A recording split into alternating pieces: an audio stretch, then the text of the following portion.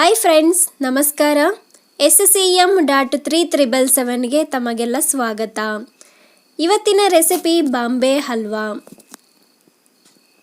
ತುಂಬಾ ಸಿಹಿಯಾಗಿರುತ್ತೆ, ತುಂಬಾ ರುಚಿಯಾಗೂ ಇರುತ್ತೆ. ಮಾಡೋದು ಕೂಡ ಅಷ್ಟೇ ಸುಲಭ. 10 ನಿಮಿಷದಲ್ಲಿ ಬಾಂಬೆ ಹಲ್ವಾ ಮಾಡೋದೇಗೆ ನೋಡೋಣ. ಅದಕ್ಕೂ ಮುಂಚೆ ಇನ್ನೂ ಯಾರಾದರೂ ನನ್ನ ಚಾನಲ್ನ ಸಬ್ಸ್ಕ್ರೈಬ್ ಆಗದೆ ನೋಡ್ತಾ ಇದ್ದರೆ ಪ್ಲೀಸ್ ಸಬ್ಸ್ಕ್ರೈಬ್ ಮಾಡಿ, ಲೈಕ್ ಮಾಡಿ. ಬನ್ನಿ ಹೇಗೆ ಮಾಡೋದು ನೋಡೋಣ. ಅದಕ್ಕೆ ಬೇಕಾಗಿರುವಂಥ ಇಂಗ್ರೀಡಿಯೆಂಟ್ಸ್: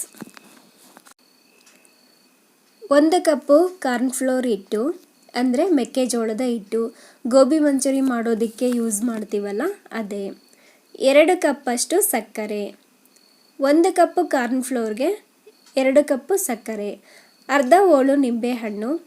ಫುಡ್ ಕಲರ್ ಚಿಟಿಕೆ. 8 ಗೋಡಂಬಿ, 8 ಬಾದಾಮಿನ ಚಿಕ್ಕ ಚಿಕ್ಕದಾಗಿ ಕಟ್ ಮಾಡಿ ಇಟ್ಕೊಂಡಿದ್ದೀನಿ. 4 ಟೇಬಲ್ ಸ್ಪೂನ್ ಅಷ್ಟು ತುಪ್ಪ.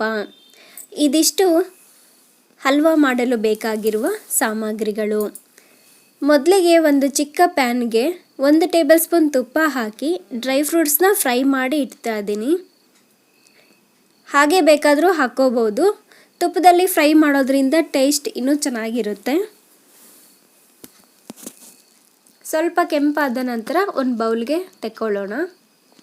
ನಂತರ ಒಂದು ಕಡಾಯಿ ಇಟ್ಕೊಂಡು ತೊಗೊಂಡಿರ್ತಕ್ಕಂಥ ಸಕ್ಕರೆನ ಹಾಕ್ತಾ ಇದ್ದೀನಿ.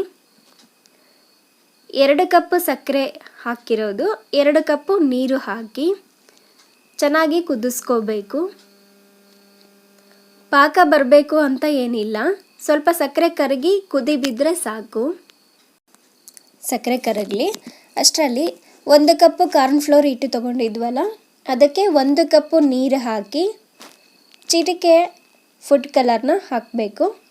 ಆರೆಂಜ್ ಕಲರ್, ನಿಮಗೆ ಯಾವ ಕಲರ್ ಇಷ್ಟನೋ ಅದನ್ನೇ ಹಾಕ್ಕೊಳ್ಳಿ. ಹಾಕ್ಕೊಂಡು ಚೆನ್ನಾಗಿ ಮಿಕ್ಸ್ ಮಾಡಬೇಕು. 1 ಗಂಟೆ ಇಲ್ಲದೆ ಇರೋ ರೀತಿ ಚೆನ್ನಾಗಿ ಮಿಕ್ಸ್ ಮಾಡಬೇಕು. ಲಿಕ್ವಿಡ್ ರೆಡಿಯಾಗಿದೆ, ಸಕ್ಕರೆನೂ ಕರಗಿದೆ, ಕುದೀತಾ ಇದೆ, ನೋಡ್ತಾ ಇರ್ಬೋದು. ಈಗ ನಿಂಬೆ ರಸನ ಹಾಕ್ಕೊಳ್ಳೋಣ. ಹುಳಿ ಫ್ಲೇವರು ಚೆನ್ನಾಗಿರುತ್ತೆ ಹಲ್ವಾದಲ್ಲಿ, ಅದಕ್ಕೋಸ್ಕರ.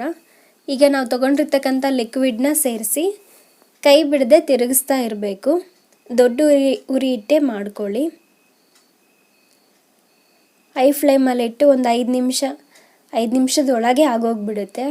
ಬೇಗನೆ ಆಗುವಂಥ ರೆಸಿಪಿ. ಮನೆಗೆ ಯಾರಾದರೂ ಗೆಸ್ಟ್ ಬರ್ತಾರೆ ಅಂದಾಗ ಈ ರೀತಿ ಒಂದು ಸ್ವೀಟ್ನ ಮಾಡಿಡ್ಬೋದು. ತುಂಬಾ ಟೇಸ್ಟಿಯಾಗಿರುತ್ತೆ, ಸಾಫ್ಟಾಗಿರುತ್ತೆ. 15ರಿಂದ 1 ತಿಂಗಳವರೆಗೂ ಇಟ್ಕೋಬೋದು, ಏನೂ ಆಗೋದಿಲ್ಲ. ತುಂಬಾ ಚೆನ್ನಾಗಿರುತ್ತೆ ಈ ಹಲ್ವಾ. ನೋಡ್ತಾ ಇರ್ಬೋದು ಗಟ್ಟಿ ಆಗ್ತಾ ಇದೆ. ಎಲ್ಲನೂ ಗಟ್ಟಿ ಆಗೋವರೆಗೂ ತಿರುಗಿಸ್ಕೋಬೇಕು. ಈಗ ನಾವು ತೊಗೊಂಡಿರ್ತಕ್ಕಂಥ ಡ್ರೈ ಫ್ರೂಟ್ಸು ತುಪ್ಪದಲ್ಲಿ ಫ್ರೈ ಮಾಡಿಟ್ಟಿದ್ವಲ್ಲ ಅದನ್ನು ಸೇರಿಸ್ಕೊಳ್ಳೋಣ. ಸೇರಿಸ್ಕೊಂಡು ಚೆನ್ನಾಗಿ ಮಿಕ್ಸ್ ಮಾಡಿ ತುಪ್ಪನ ಹಾಕ್ಕೊಂಡು ಮತ್ತೆ ತಿರುಗಿಸ್ಕೋಬೇಕು. 3ರಿಂದ 4 ಟೇಬಲ್ ಸ್ಪೂನ್ ತುಪ್ಪ ಬೇಕಾಗುತ್ತೆ.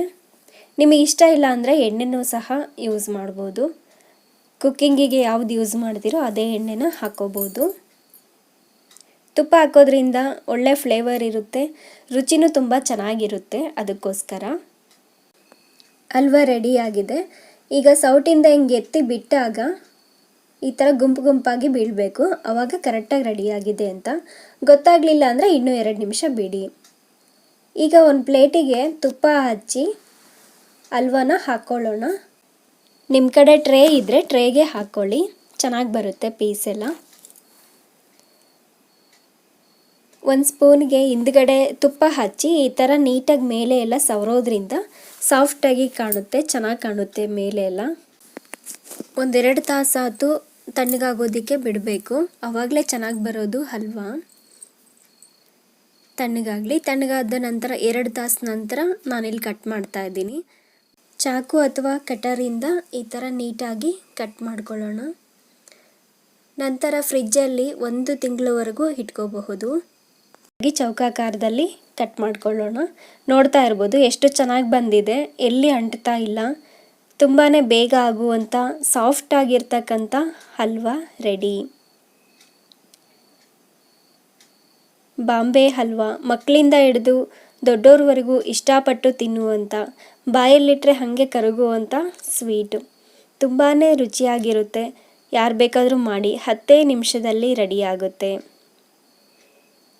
ಇವತ್ತಿನ ಈ ರೆಸಿಪಿ ನಿಮಗೆಲ್ಲ ಇಷ್ಟ ಆಗಿದೆ ಅಂತ ಭಾವಿಸ್ತೀನಿ. ಪ್ಲೀಸ್ ಲೈಕ್ ಮಾಡಿ, ಶೇರ್ ಮಾಡಿ, ಕಮೆಂಟ್ ಮಾಡಿ. ಮತ್ತೆ ಮುಂದಿನ ವಿಡಿಯೋದಲ್ಲಿ ಸಿಗ್ತೀನಿ. ಅಲ್ಲಿವರೆಗೂ ನಮಸ್ಕಾರ.